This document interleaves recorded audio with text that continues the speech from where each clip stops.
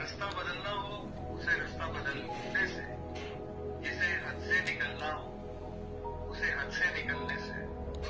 न कोई रोक पाया है न कोई रोक पाएगा। वाह वाह। तुम्हें किस बात का डर था, मुझे बेशक जगा देती, मैं तुमको देख ही लेता, तुम्हें कोई दुआ देता, कम से कम यूं तो ना होता।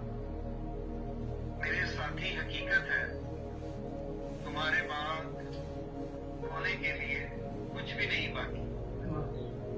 अगर घूमने से डरता हूँ, मैं अब सोने से डरता हूँ। वाह सर, बहुत शुक्रिया सर आपके कीमती टाइम का, और मैं बहुत मशहूर हूँ कि आज आपने अपने कीमती वक्त में से हमारे लिए टाइम निकाला। सर, कोई लास्ट मैसेज देना चाहिए नौजवान नस्ल को आप?